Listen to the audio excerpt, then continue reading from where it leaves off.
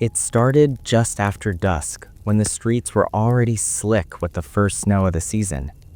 I had been alone in my small apartment, the heating barely keeping the chill at bay. Christmas music played softly from my old radio, a ritual I'd adopted to lift some of the loneliness that the season always seemed to amplify. I had always liked Christmas, the lights, the smell of pine, the artificial warmth of cheer, but this year felt different, quiet, empty, heavy. As I sipped my tea and stared out the living room window, I noticed a figure standing in the falling snow. At first, I thought it was a neighbor, maybe a prankster braving the cold in a ridiculous costume. But the figure was tall, impossibly still, and dressed in a Santa suit that looked wrong. Freed at the edges, the red muted and dark, the white fur tinged with gray that seemed almost like dirt, or maybe something else. I blinked, sure I had imagined it.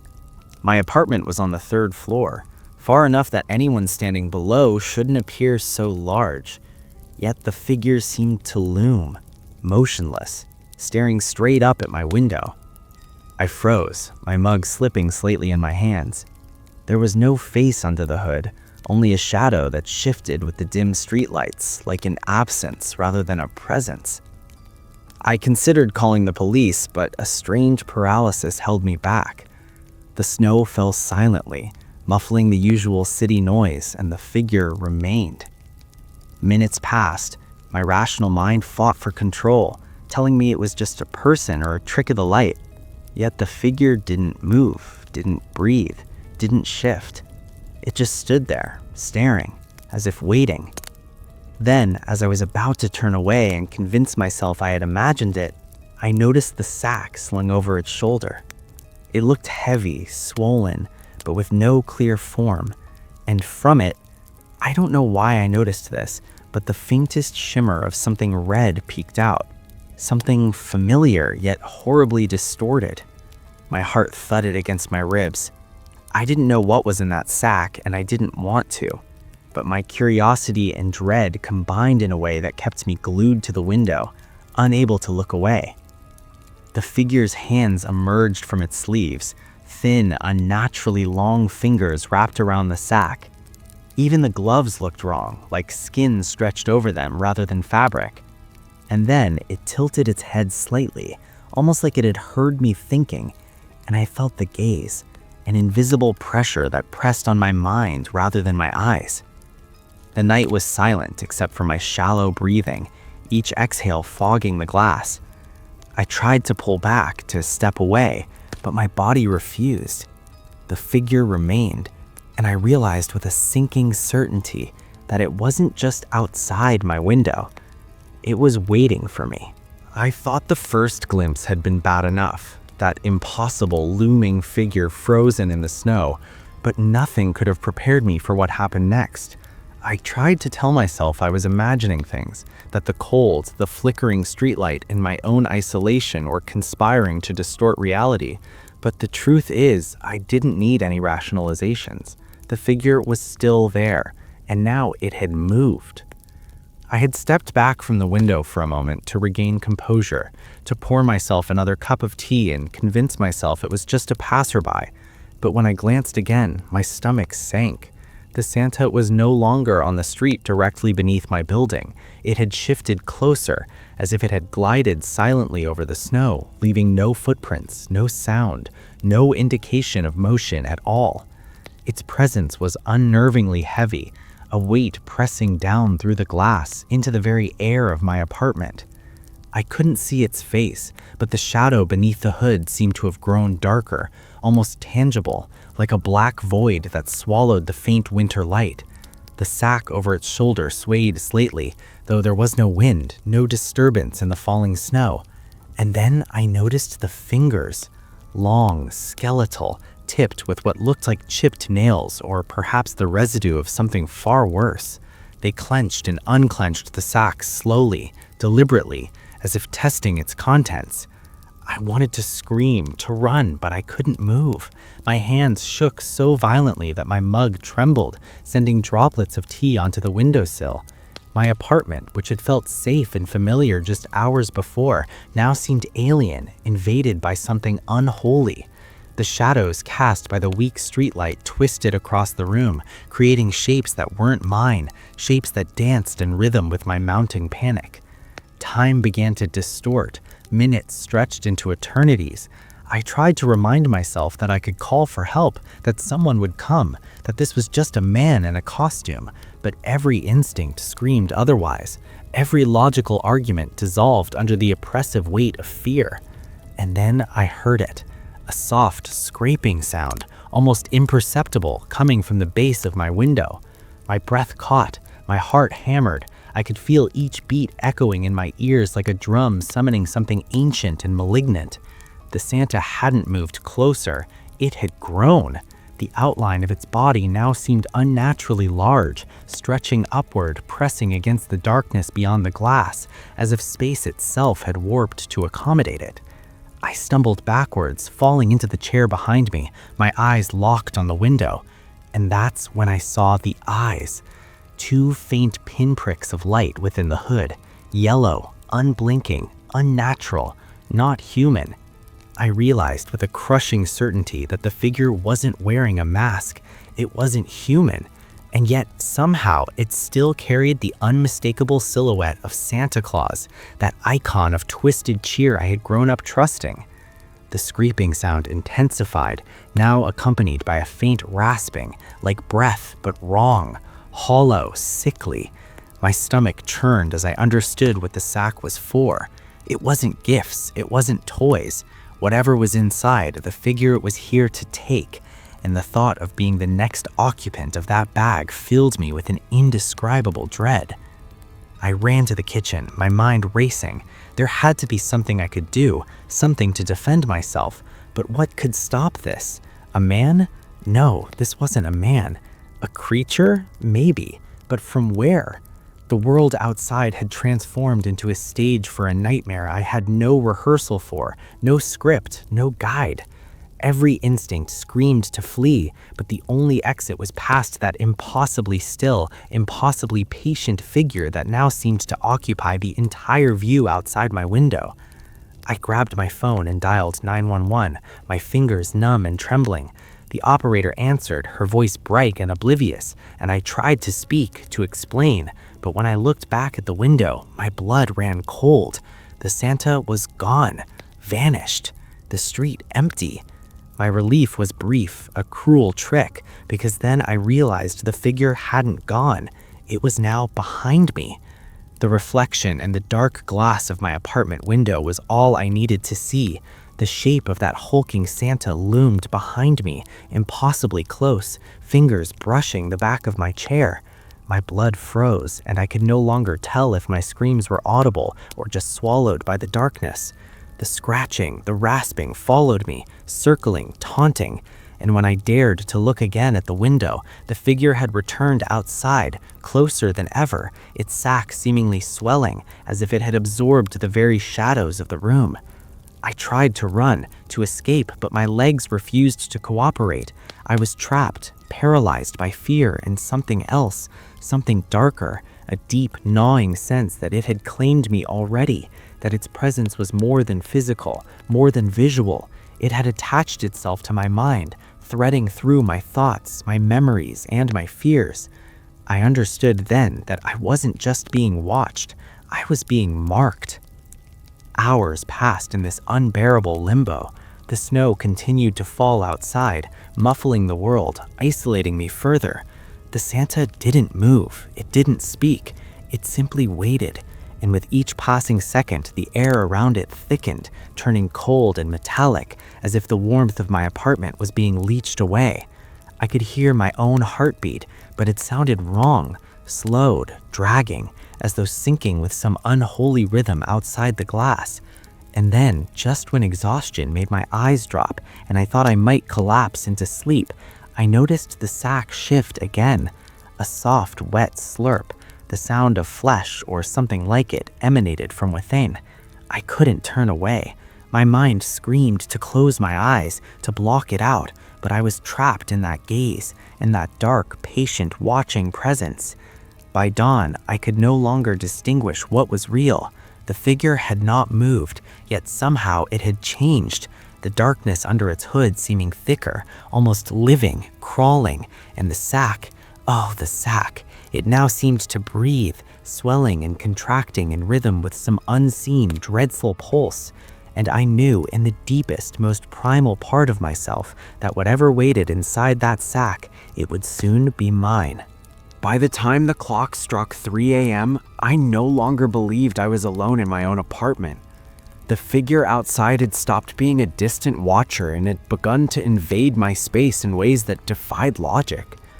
Every sound, the creak of the floorboards, the distant hum of the heating system, the soft tick of the clock, now seemed amplified, distorted, as though the apartment itself had become an instrument in some terrible symphony orchestrated by that impossible Santa.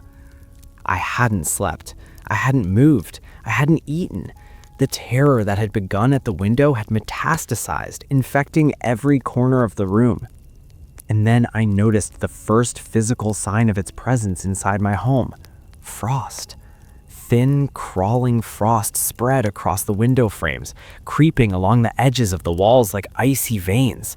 The temperature plummeted, my breath fogging in a dense, visible cloud, and with it came the unmistakable smell, damp, decaying, metallic, that seemed to emanate from the figure itself. I tried to tell myself it was condensation, the winter air, my imagination running wild. But then came the sound, a tap, tap, tap, like nails on glass.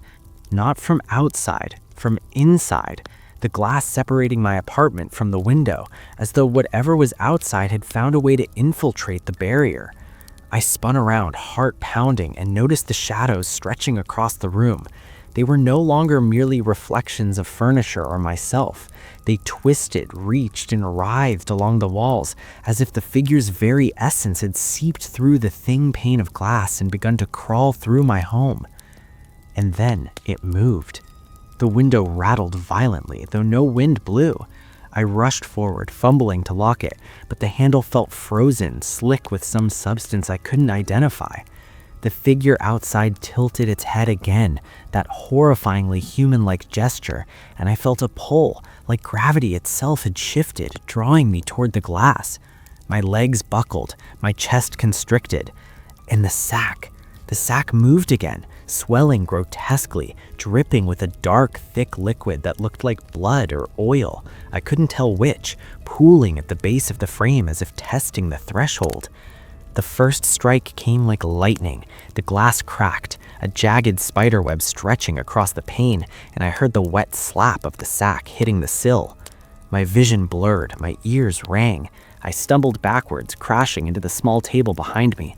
The lights flickered, danced, and went out, plunging the apartment into a darkness so complete it felt solid, suffocating. And then I realized it was inside. Not physically, not yet, but the presence had permeated every inch of the air. I could feel its fingers brushing against my skin, not touching but pressing, caressing, marking me. My reflection in the broken glass of the window wasn't mine. It was twisted, elongated, hollow-eyed, a grotesque mimicry of myself, wearing that same tattered Santa suit, a mockery of the festive figure I had once trusted. My blood ran cold. I ran to the kitchen, desperate to escape, but the apartment had transformed. Hallways stretched impossibly long, doors warped, leading to walls or into darkness. Every exit seemed to fold in on itself, as if the building had become a labyrinth designed to trap me. I was no longer moving through space. Space was moving around me. My apartment was a cage, and the Santa was the warden. The sack moved again, now emitting a soft, wet gurgle. I couldn't stand it. I had to see. Slowly, trembling, I approached the window. My reflection was gone. In its place, the dark void under the hood stared back at me, and the sack had grown larger, pulsating as if alive, as if something within it were breathing, waiting. I wanted to look away, to close my eyes forever, but a compulsion stronger than fear forced me to stare. And then I saw it. A hand, pale and slick, protruded from the sack. Not the Santa's hand, smaller, delicate, unmistakably human. A finger twitched, then another, then an arm. My stomach lurched violently. The sound, a wet, choking gurgle, filled the room, vibrating through my bones. Something alive, someone alive was in that sack, and the Santa was feeding it, marking it, consuming it in ways my mind refused to comprehend. I vomited, barely managing to stagger backwards. The apartment responded. The floor shifted beneath me, tilting as though I were on a ship in a storm. The walls rippled. Shadows converged, wrapping around me, whispering, hissing, chanting in voices that weren't voices but echoes of every fear I had ever felt. And through it all, that Santa remained, outside, inside, everywhere, watching, feeding, waiting. The night stretched on, a nightmare without end. The figure moved impossibly, no longer constrained by doors, windows, or walls. I could hear its footsteps behind me, though nothing touched the floor.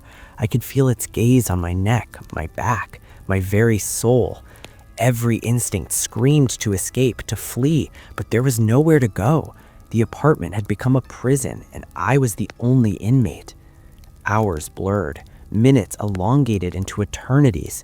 The gurgling from the sack never ceased, a sickening rhythm that synced with my heartbeat.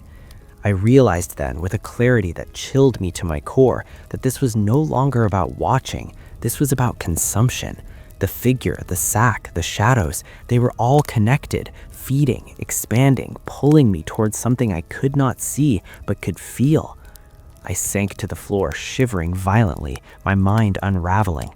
Outside, the snow continued to fall, oblivious to the horrors it concealed, and as the first light of dawn crept weakly into the room, I knew, with gut-deep certainty, that the figure had not left. It had only paused, waiting for the next night, the next moment, the next victim. And the worst part? I understood that I might be next. By the 4th hour of the night, I had stopped keeping track of time.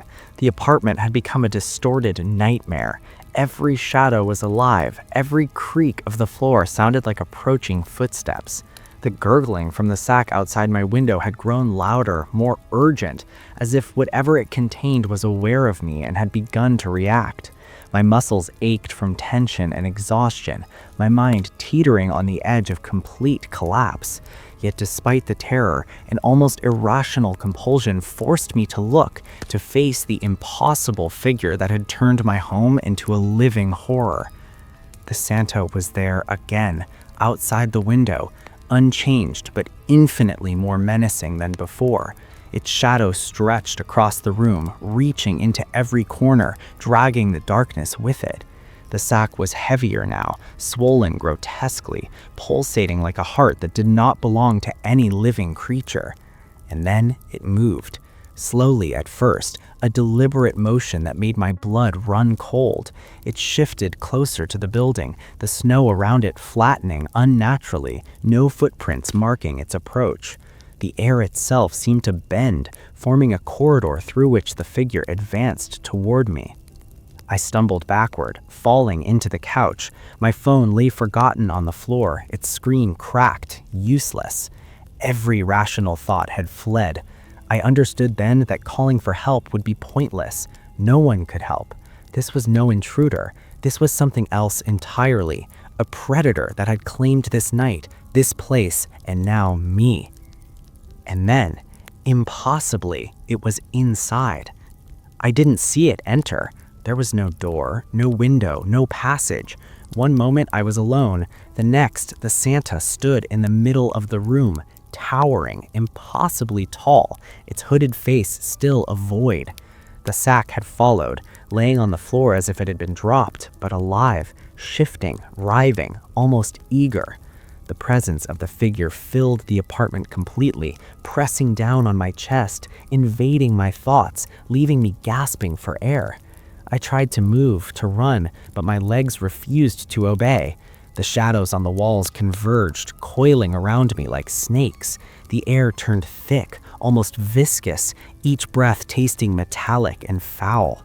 The Santa raised a hand, long, skeletal fingers brushing against the air, and the sack quivered.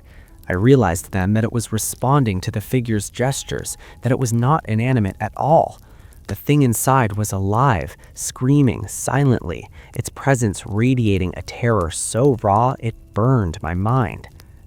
"Please, no," I whispered, my voice trembling, cracking. I wanted to beg, to reason, but I knew that reasoning had no place here. Whatever this was, it didn't communicate in words. It communicated in dread, in fear, in the absolute certainty of death. The Santa moved closer, and the shadows deepened. Its footsteps were impossible, soft, yet each step resonated like a hammer striking bone. The sack pulsed violently, and I thought I could hear something inside, a muffled cry, a wet tearing sound. I gagged, falling to my knees, my hands over my ears, trying desperately to shut out the horror. And then it spoke. Not with words, not in any language, but in a sound that seemed to penetrate my skull directly. A rasping, gurgling voice that echoed inside my mind, repeating a single horrifying phrase over and over. "Come with me, it's your turn." I screamed, but no sound came out. My throat felt constricted, my voice swallowed by the oppressive darkness that filled the room. The figure extended a hand toward me, and I saw the fingers flex in a grotesque, unnatural manner. They weren't meant to touch human skin. They were designed to grasp, to drag, to consume. I tried to back away, crawling toward the door, but the apartment betrayed me. The walls twisted, closing in, the floor tilting, making me slide backwards, closer to the figure. The shadows lunged, wrapping around my legs, pulling me toward the sack that now throbbed like a living heart. I screamed again, this time raw, guttural, a sound of pure terror, and for a moment I thought I might break free. Then the hood shifted, and I caught a glimpse not of a face, but of emptiness, a void that seemed to stretch infinitely.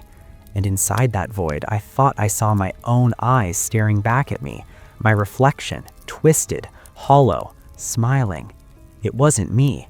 It was me, or something that wanted to be.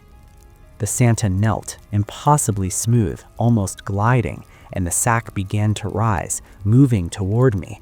I realized then that the cries I had heard weren't cries for help, they were warnings, or perhaps invitations.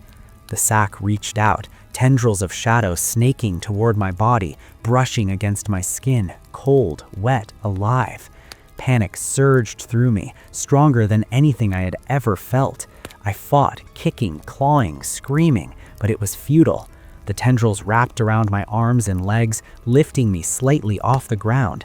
Time slowed. Each second stretched into an eternity as I hung suspended. Suspended not just in the air, but in fear itself. The Santa loomed over me, the hooded void swallowing what little light remained. The gurgling from the sack intensified, matching the beat of my heart, a rhythm of impending doom. I could feel the air leaving my lungs, my body losing strength, my mind teetering on the edge of complete collapse. And then it stopped. The shadows released me, the sack stilled, the room seemed to exhale. The Santa remained, standing, watching, waiting, its presence a suffocating weight. I lay there collapsing, shivering, broken, unable to comprehend how I was still alive, but the relief was fleeting. The figure's gaze bored into me, a silent promise that this night was not over, that it had only begun, and that the sack, the living, breathing, horrifying sack, was waiting. I wanted to run. I wanted to hide. I wanted to die just to escape the inevitability of what was coming. But I knew deep in my soul that there was no escape. Not tonight. Not ever. The first light of dawn was weak, almost apologetic, failing to pierce the darkness that clung to the apartment. Yet even as the sun rose outside, the figure remained, watching, waiting. Its presence was eternal, unyielding, a nightmare that had crossed the threshold of reality and refused to leave. And as I lay there, shivering, broken, I understood the ultimate truth. Some horrors do not end. They do not disappear with the dawn. They linger, they wait, and when you least expect it, they return. The Santa outside my window was not just a figure, it was a force. It was patient, it was deliberate, and it was hungry. And the sack, the living, breathing, horrifying sack, would never be empty. By the 5th hour of this unending nightmare, I had lost all sense of time. The apartment was no longer mine. It had become a labyrinth of shadows and cold, a place where reality bent and twisted at the whim of the figure outside my window. Every sound, the whisper of wind, the soft scrape of floorboards, the faint gurgle of the sack, felt amplified, malignant. My body was numb, my mind fraying, and every instinct screamed that my night had no end, that whatever had come for me was patient enough to wait until I was completely broken. The Santa remained outside, towering and still, its presence pressed against the glass, a black void that swallowed the weak glow of the streetlights and the feeble dawn creeping through the frost. The sack lay at its side, swollen and writhing, pulsing like a heartbeat that belonged to some monstrous entity. I could feel it calling to me, a sickening, wet rhythm that resonated through my bones. The figure did not move, yet the air around me throbbed with its hunger, the shadows stretching, reaching, searching. I tried to leave. Every exit I attempted, the door, the hallway, even the small fire escape, twisted impossibly, leading me back to the living room, to the window, to the Santa. The apartment was a trap. The walls breathed, contracting and expanding as though alive, funneling me back into the epicenter of this nightmare. And in that center, the sack moved again, quivering violently, sending up tiny splatters of dark, wet matter that hit the floor and slid across the tiles like crawling insects. I could hear the soft, wet sound of tearing from inside the sack. I could almost make out muffled cries, distorted and horrifying, but recognizably human. And then, worse, I realized the sound had a rhythm, matching the beat of my own heart. It was waiting for me, learning me, marking me, drawing me in like a moth to a flame I could not escape. The Santa raised its head slightly, tilting the hood in that all-too-human gesture. I understood in that moment that it had been aware of me the entire time, that every move I had made, every attempt to flee, every shudder of fear had been observed, recorded, anticipated. The shadows reached for me, tendrils curling around my arms and legs. My chest heaved, my lungs burned. I tried to fight, to push them away, but my strength had long since left me.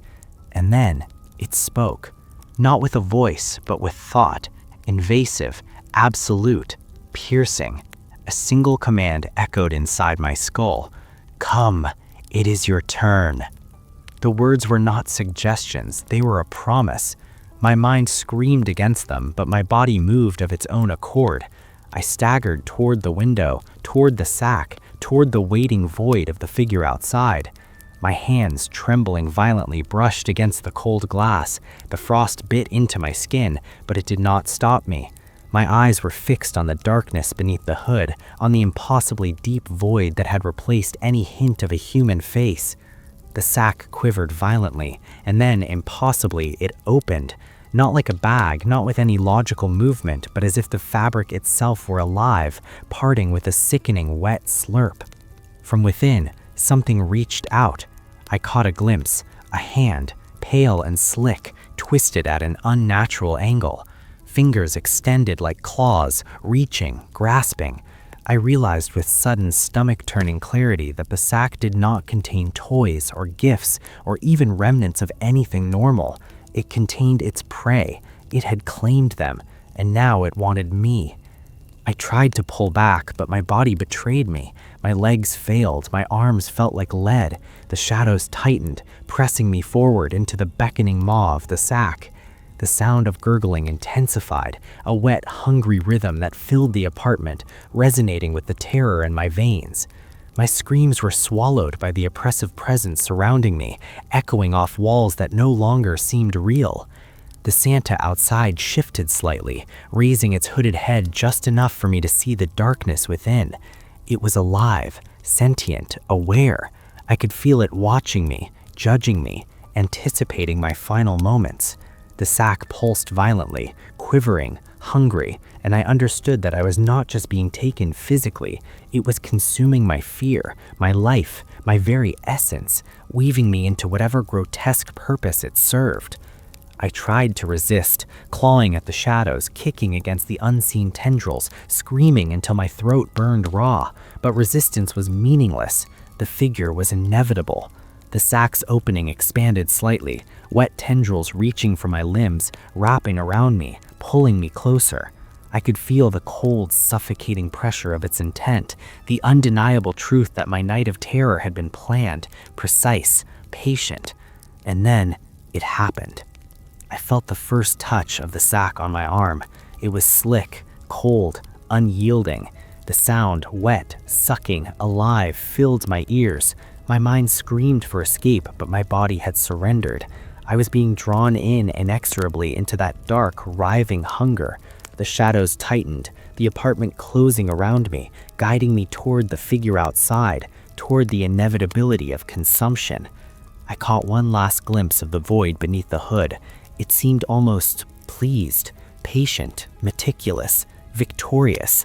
The sack pulsed violently one final time, and I felt the cold grip of it enveloping me entirely. The shadows swallowed me. The wet, gurgling sound filled my ears, and the last coherent thought I had was of the figures it had already claimed, stacked, waiting, pulsing, consumed, yet alive in some perverse, monstrous cycle. And then, darkness. I was gone. The snow fell outside as if nothing had happened. The street was empty. The apartment was silent, except for the faintest, almost imperceptible pulsing from the window where the Santa had stood. Its shadow lingered a moment longer, then dissipated with the first weak rays of dawn. The sack lay still, grotesque and swollen, waiting for the next night, waiting for the next soul. And outside my window, even as the sun rose, one could swear a figure remained, hooded, watching. Some horrors do not end. They wait, they are patient, and they are hungry.